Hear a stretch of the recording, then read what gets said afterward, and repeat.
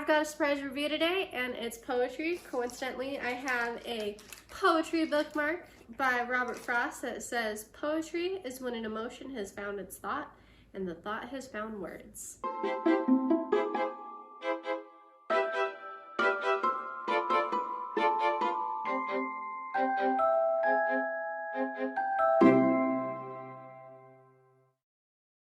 So hello and welcome back. This week I'm really excited because I am once again partnering up with Twist and Time Press to bring you another poetry review. This week it's Just to the Right of the Stove by Elisabeth Horan. And Elisabeth Horan wrote this with the inspiration of Sylvia Plath in mind. So as I'm sure many of you know, and for those of you who don't, so Plath was a very prolific poetess at the beginning of the 20th century, and unfortunately, after battling depression and mental health issues, she eventually killed herself.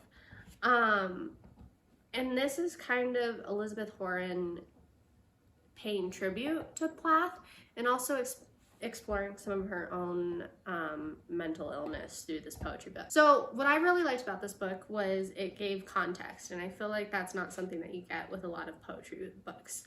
Not only does Horan give an author's note, but there are a couple of advanced praise. They're not quite essays, but for lack of a better word, I'll say essays.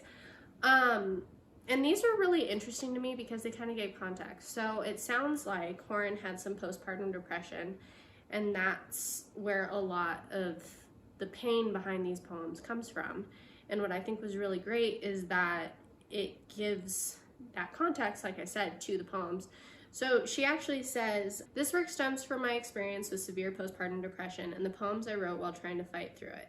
I was in so much pain, I thought I wouldn't survive the long 5 years it lasted. I often thought of Sylvia Plath, how her suicide could have been a result of severe postpartum depression like mine." And she kind of goes on to talk about how she had support, and that's what helped her through. And she hopes and wishes that Sylvia had that support, but it doesn't seem like she did. And what's also really interesting is at the back of the book, where there's the little about section, it describes how she's an advocate for those with mental health concerns. I think that just really speaks to how emotional these poems are. So some of them are written as though they're conversations between Plath and Horan, and some of them are just really emotional accounts. There's this one poem, and now I'm struggling to find it, but she talks about how she hates herself. And the next poem, or a poem or two after, it's Sylvia's voice saying, "Really? The prose? Did you write that for me?" And Horan's voice responds, "No, I wrote that for me in therapy." And I thought that was just really powerful. Overall, I really enjoyed the book. I thought it was very emotional, as I said. I think it is kind of one of those books where you do have to kind of go in with that knowledge. And honestly, I didn't really have that.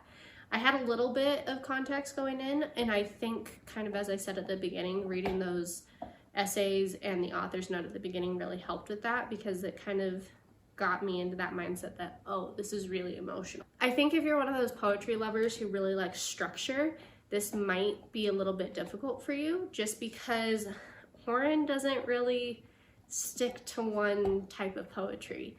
Like, they're not all sonnets, they're not all vignettes, villanelles. There's a combination. There are a couple of super short poems. There are some poems that do have stanzas. There are some really long poems that are just kind of one continuous stanza, kind of throughout. And I thought this was a really interesting stylistic choice. There are poems where the words break off mid-line. So like in would/int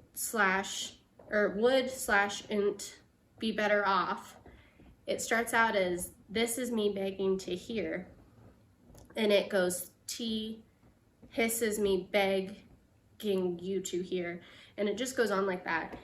And for me, it took a while. It took a few poems like that to kind of get the feeling that it's like when you're so emotional and you're crying and someone's asking you to explain what's wrong, and you're just kind of like hiccuping in between words because you just can't get it all out because you're just so emotional. And I thought that was really artfully well done. And if she intended it as something else, then I guess I just interpreted it differently. But I think that's kind of the beauty too with poetry, is that even though you can tell that this is from a really emotional, difficult place, that like if you choose to see hope in the poems, or if you choose to focus on various aspects, or if you choose to see the rhythm or the rhyme or the slant rhyme, in any certain way, you can interpret it differently. And I think the way that Horan writes